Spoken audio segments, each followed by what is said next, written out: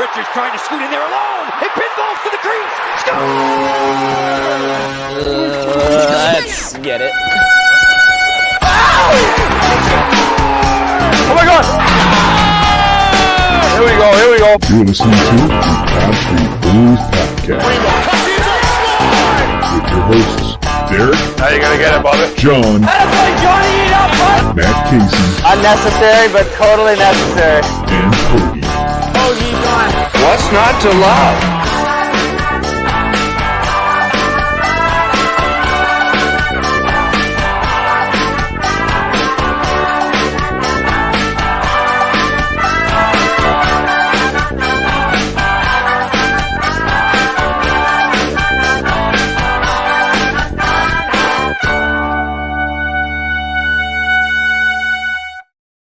What's going on, everybody? Welcome to episode 3 of Pod Street Prospects. I am John, and I am here with my good friend, Hoagie. What's up, brother? What's going on, Gove? One day closer to Friday. I'm ready for it.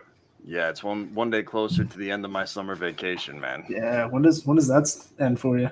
Well, we have a week full of teacher meetings, my favorite, starting August 29th, when I get to develop as an educator. Oh, boy. But I don't think we start until September 6th or 7th. Fun stuff. Listen, I didn't decide to teach elementary school because I like dealing with adults. So that first week is a little brutal. I bet. I mean, but speaking of kids, that's kind of what we're here to do in a way, talk about some kids. Just like we did last time, I guess we should start with a quick spiel about the World Juniors because they are still going on. I mean, I'm not going to lie. I kind of forget it from time to time. It's just weird times for games. Yeah. It's like some games start at 10, and it's 2 o'clock, and then it's 5 or 6, and then there's like a 10:30. It's like, well, I also find that like the idea of summer hockey is great, but I find that in the summertime, I don't really want to be invested in anything. right. I mean, granted, 2 years ago during the Stanley Cup Finals, that was like the best. Well, Because it's Stanley Cup Finals. But I mean, I was watching arm wrestling championships on TV because there was literally nothing else. So you weren't watching the Cornhole Championships? No, that might have been on there too. But I got into Australian football. That was pretty wild. I bet. But anyway, World Juniors, Switzerland, of the Flyers prospects teams, they're the only one that got the boot, correct? Correct. Yes. Correct. Yep. Brian Zanetti had He even scratched the last game. That's all I know. Yeah. I mean, we got to see Brian Zanetti for the first time, for most of us. Not really much else to say. I look forward to seeing what he can do in Peterborough this year now that I have a slight idea of who he is. Right. But we move on to the more important, sorry, Brian, but the more important prospects. I think we've really got 2 to talk about. Again, no offense to Elliott. Right. But he's just kind of that bottom 6 guy on Team Canada. But Tyson Forster is finally starting to heat up a bit. Yeah, he is getting really hot. And we're starting to see that shot that we've been hearing all this drum about. And it's wild. It's a hell of a shot. I'm excited for him. And, I think it was last week, I think I talked about maybe they're just doing asset management. And I think that's exactly what they're doing because he's just coming out and heating up and scoring all types of random goals and getting the Team Canada fired up to go into the finals here. He's got a swagger to him that I really like. It's like this is my weapon and I'm not afraid to use it. Like I'm very aware that I'm gonna burn your ass with this right now. Yep. And I like that. His first goal last night? Was it last night or the night before? It was like a minute and a half in. Right. He just went the whole crowd just went nuts because he was pumped. Right. I mean, and in theory, right, that's what the Flyers need. Mm-hmm. And I think that like that's what Chuck Fletcher is hoping, when he says top end talent through the draft, like he's hoping that a guy like Tyson Forster will bring that. Right. I think to kind of go away from the World Juniors, but stay on Tyson Forster for a second, like now seeing him and kind of like what he brings to the table, what are you thinking as far as him and the Flyers roster? I think he's a dark horse to make it. Right. He could just come in and beat somebody out for a spot. And because we really need somebody that can shoot like he does. Right. We don't have somebody that has that quick shot, that power shot. Right. I think if he impresses and he wows in camp, he's got a roster spot. Yeah, I mean, I was listening to that Flyers Talk podcast with Jordan Hall, and they were predicting like top 6, projections or whatever, and it's like, okay, if Tyson Forrester shows that he can just hang, right, put him on the roster because we need it desperately, right? So excited about Tyson Forrester, another prospect that everybody is getting real excited about. I'm not this excited of an individual, so maybe that has something to do with it. But Emile Andre has had a phenomenal World Juniors. Yep, that's the talk of Twitter right now. Emile Andre, and like our buddy Matt Casey said after our show on Monday, pump the brakes. Right.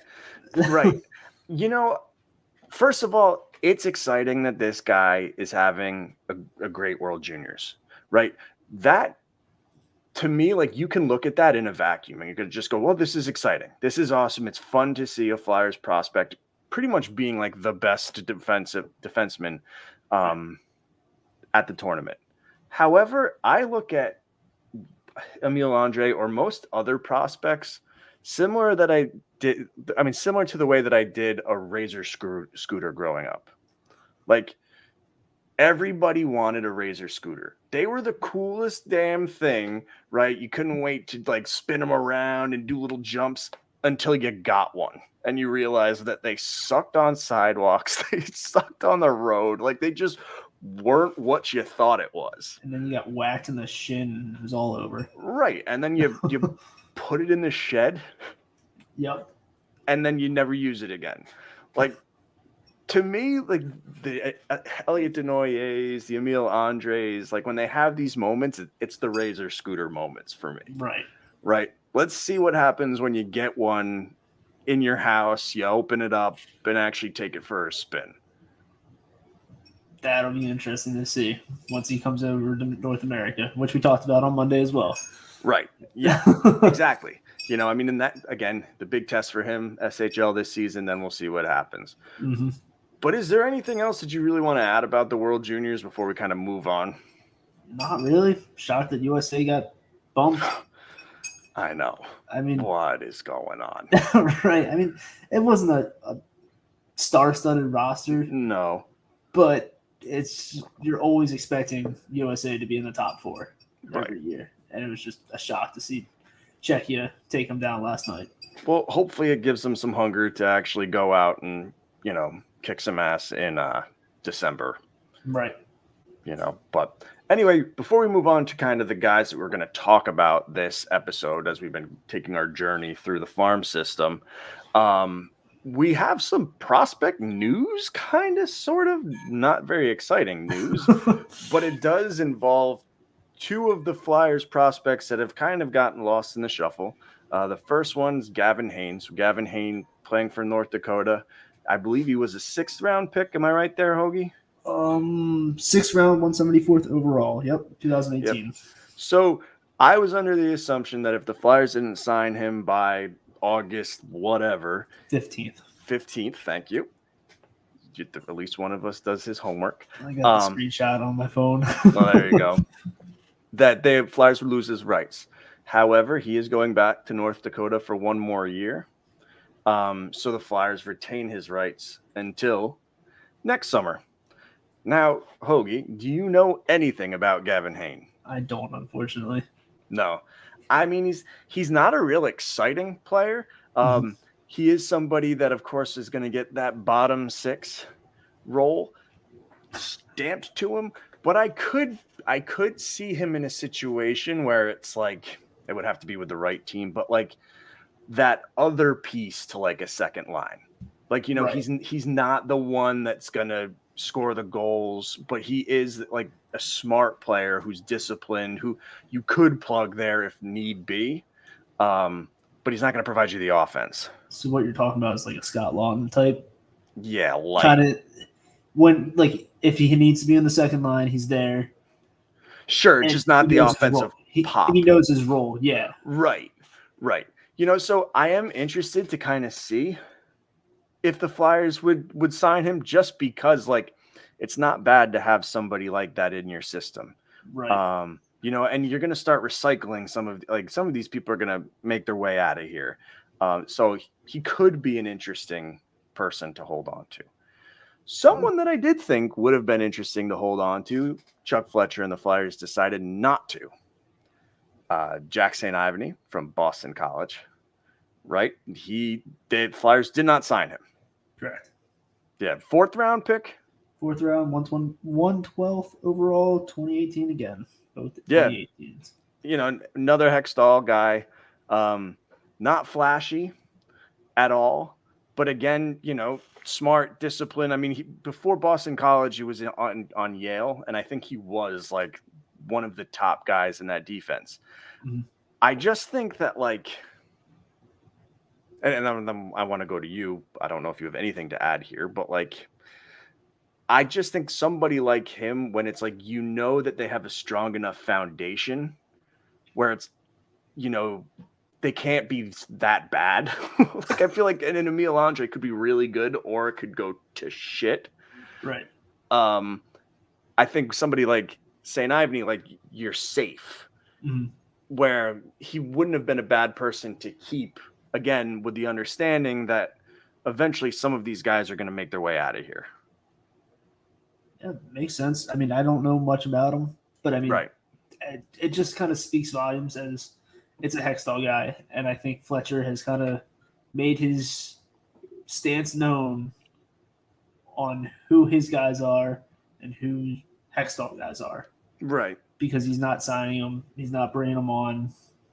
Right. I mean, some are unavoidable, right? You had to sign Lashinsky. Right.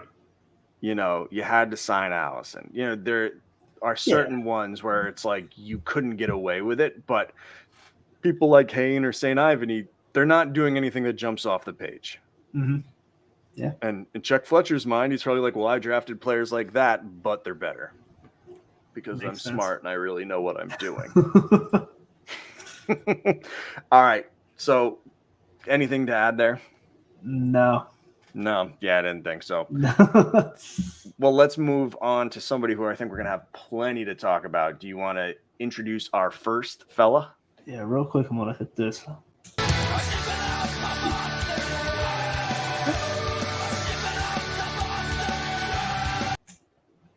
Just had to add that in there. Oh, yeah.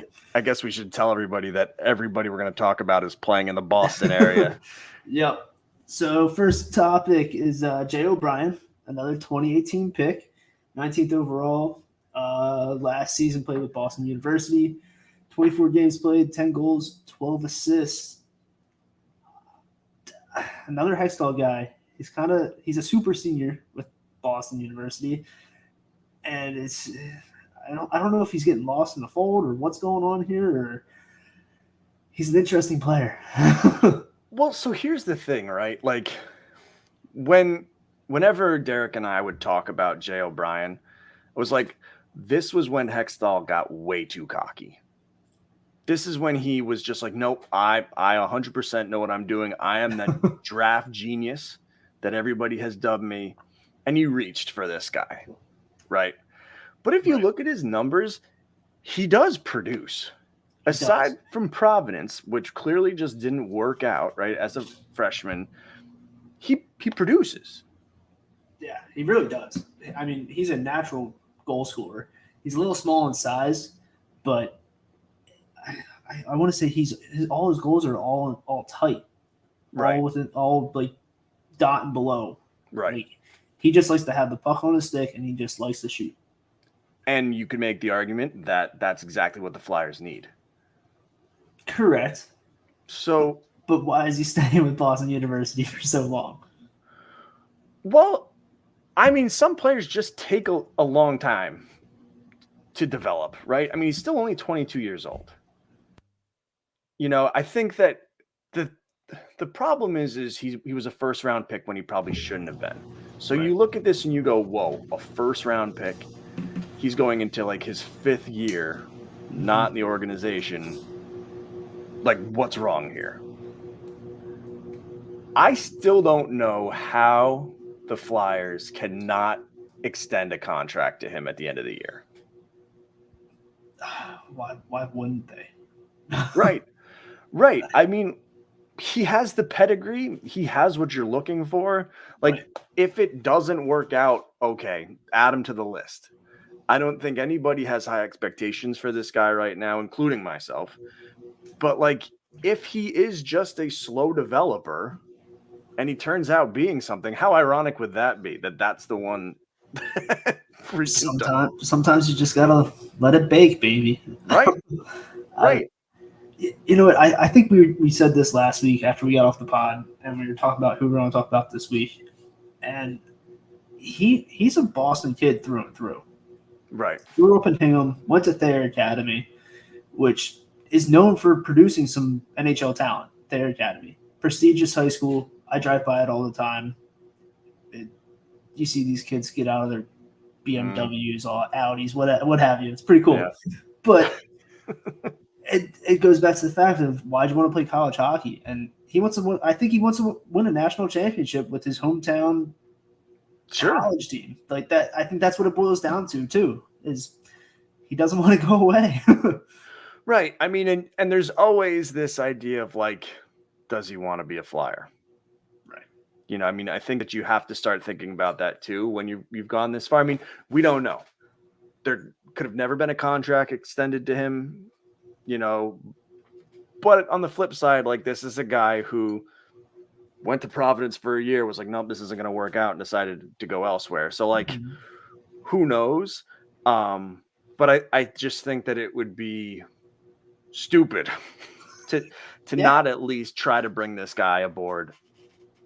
Yeah. Unless, I don't know.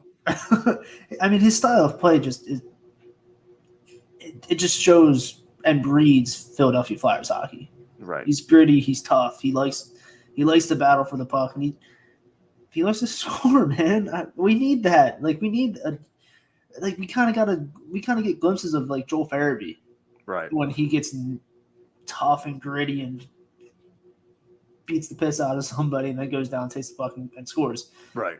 I would love to have another guy like that, but his size is really iffy with me in translating it to the NHL. Right. What's his size again? 6 foot 185. Okay. So I mean, he's bigger, but he's still on the small side, at least for somebody 6 foot. Yeah. Yeah. No, for sure. I mean, I'm 6 foot on a good day, and I do not 5 pounds, and I don't consider myself a plump individual. So that's small. Right. I do think he's got a bit of an injury history. I don't think it's anything extensive, but I think there are like nagging injuries that keep him out of games every once in a while. Right. But as is the game of hockey. Yep. You know, I don't know. It'll be intriguing to see what happens with this guy. Do you see him signing towards the end of the season? Like, I think he has to. Boston University stops. Like, yeah. Okay. And we'll see him in some NHL games. Yeah. You think? Yeah. Especially if we're all predicting. Yeah. I mean, if we expect the season to go the way it's going to go, he'll definitely be there. He'll definitely be there. Yeah. But it'll be interesting to see what ends up happening, because at this point, really, you don't know whether or not he has any interest of being here. And with the organization having the reputation of being all over the place and kind of being in shambles, I don't know if I'd want to be there. Yeah. Because I do think that somebody else would sign him. No, I'm sure somebody has him on their scope right now. All right. So do we have anything else to add about our good friend Jay? No. Well, we're keeping it in Boston, but instead of super seniors, we are talking all freshmen moving forward. Who do we got first? We got our first round pick of 2022, 5th overall, Cutter Gauthier. Played a lot with the United States National Team Development Program. 22 games in the USHL, 19 goals, 9 assists. U18, 54 games, 34 goals, 31 assists. And U18 World Juniors 18, 6 games, 3 goals, 6 assists, and he's heading to Boston College in the fall. Right. I mean, somebody who really started to shoot up the draft board closer to the draft. Yep. A lot of offense, good size, physicality. Pretty much the prototype for everything the Flyers are missing. Seriously. You know, I mean, Chuck Fletcher, like in this draft, clearly went with a type. Oh, absolutely. You know, I mean, they were big, they were physical. Gauthier is that potential top end talent that term that he likes to shove down everyone's throat. Like that's what he brings to the table. To me, the most intriguing thing this year is how big of an impact does he make his freshman year to the point where are we signing him after one? That's what it all comes down to, right? I'd love to see him light it up and Chuck like, hey, we need you. We need you now. He's an electric player. I just, like you said, someone the Flyers need. And even leading up to the draft, he wasn't even really top 10. Like he kind of just showed up. A lot of people didn't have him ranked from what I had watched for a little bit. Or maybe, no, sorry. I'm sure they had him ranked. Thinking of somebody else later Okay. on. Yeah, there was another person that wasn't really ranked on people's lists. But no, Cutter he was top 10 somewhere in there. And I remember texting you, is this a good pick? And you're like, I'm excited. Yeah. Because he pretty much fell to us in a way. Right. I mean, again, I felt like there were picks that I wanted the Flyers to take if the person fell. Right. Right. Like Logan Cooley was one. I mean, hell, Shane Wright Right. would have been one too. But like when all of the players that were selected when you expected them to be, Gauthier was the pick in my mind. Right. He has Philadelphia ties. It just all kind of makes sense in my mind. Now, the question that I want to pose to you is like, if you're just looking short-sighted, so not anywhere past this season coming up, if he doesn't sign a contract at the end of his freshman year, is his freshman year a failure? Probably not. It just means he's enjoying college hockey and wants to keep on playing and develop in a way. I think this kid has all the tools, and he's just gonna want to just keep on going and have some fun until this Flyers team kind of turns it around. Because I think he knows where they're at, as does everybody, and he's not going to jump on board. Is it a failure for the Flyers then? Yeah. Right? I mean, like, I'm thinking more along the lines of, like, at the end of the year, if the Flyers are like, okay, is he ready to sign a contract? And they determine no. Right? That, to me, is a kink in their plan. Because I don't think that they expect him playing any more than one season right at Boston College. And I'm sure there's been conversations as well. Right. After draft or what have you, of this is where we need you. Let's make this plan happen, because Chuck wants this guy on this roster. He needs this guy on this roster, kind of save his butt. But who knows what will happen with this kid? I'm excited for him. I really want him on the roster because he's top end talent, like you said, and like Chuck says, he'll add some offensive firepower to our top 6. And it starts to provide the promise that I think the fan base needs at this point. Absolutely. But we'll see. Yep. Anything to add about good old Cutter? No. Cool name, too. I love the name. It's badass. Somebody name me something cool than the John. Yeah. You know? But anyway, all right, next guy. Next guy, Devlin Kaplan. 3rd round, 69th overall. All right. Similar route as Cutter. Actually, same route. Same team, same route. Played USHL juniors with the United States National Development Team. 22 games, 8 goals, 10 assists. U18, 53 games, 13 goals, 25 assists. And World Juniors, 18 years old, 6 games played, 1 goal, 5 assists. Heading to BU to go be buddies with her boy Jay O'Brien. There you go. I mean, nastiness, right? That's kind of the game with this guy. Yep. One of the things that kind of stands out to me when I was doing a little digger deeping and was reading some scouting reports, you know, his numbers that really matter to me don't stand out. But apparently the advanced stats people, they love this kid. Yep. Red flag. They love him. And like you said, like Chuck had a plan for this draft, and he went out and did it. And it's guys that can score, and this is another dude that can score. But the analytics it was something stupid with the expected goals for, and it was like, right. I'm like, what is this? Right. I mean, my expected income every year is $1 million. I just can never seem to reach that amount. Yeah, it's negative 100%. I mean, like, listen, advanced stats, they have a place in this game. It's not the be all end all. I'm a little concerned that like the conversation with somebody like Devin Kaplan is going to be like, well, the guy's doing nothing. He's not producing on the ice, and then somebody's going to be like, yeah, but his Corsi for and expected something or others are off the charts. At some point, it's got to translate. Right. I don't view this guy as a one and done. I think that he'll at least play through his sophomore year, possibly even his junior year. But, you marinate, you see what happens. Right. Yeah, I like this kid. Seemed like him and Gauthier played a lot on the same line just from videos that I've seen, and they work well together, man. I'd love to see them. God forbid, I'd love to see him on the same Flyers team on the same line and just let that marinate even some more. Right. They've got some chemistry. I don't know if you watched a lot of video on him, but at first when I was starting to watch him, it looked like he was slow to the play. But then as you watch more and more of the same video, he's not slow to the play. He just knows where to be. Right.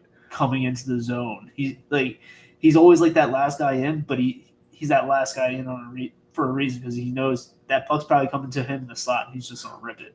Right. And I mean, and I think that there's a level of intelligence that goes there too. Like, maybe he's not the fastest guy. Right.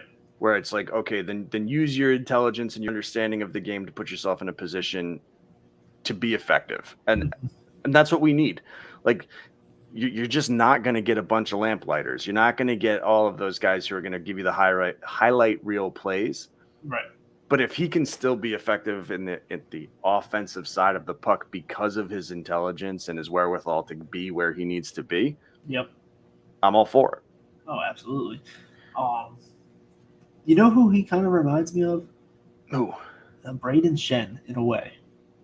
That's not a bad thing. Mainly because he's a bump guy on the power play. He's in the slot.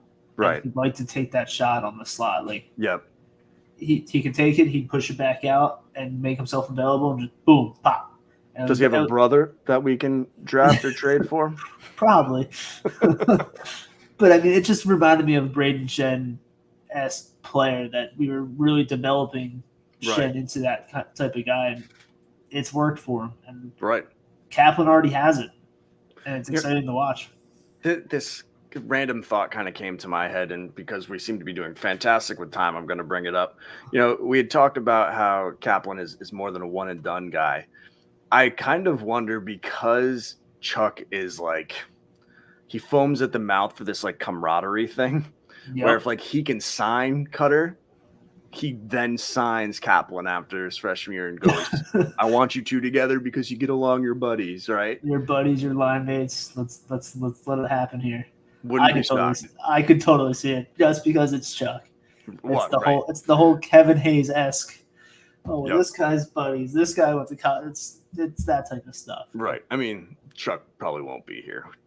Right. When that happens, but I don't know. I mean, hey, he might surprise us, and I think that at this point, right, we need to just convince everybody that we are in a rebuild stage. And if he is somebody that again provides what the Flyers are missing, I'm all for him doing enough at the college level and be like, all right, here we go. Yep, absolutely. I'm excited for him. I think like you said, I think he's probably another 3 year guy in college. But if he gets exciting and is lighting it up, and Chuck is signing cutter, he's coming along with him. Beautiful. All right, last and kind of least in a way. Sorry, buddy, but I screwed it up. Hunter McDonald, defenseman, 2022 6th-round pick, 165, 5th overall. Split the season with the Omaha Lancers and the Chicago Steel in the USHL. I combined his points because I didn't want to say it twice. 54 games played, 4 goals, 10 assists. And he's heading to Northeastern this fall. Another one in your territory, buddy. Absolutely.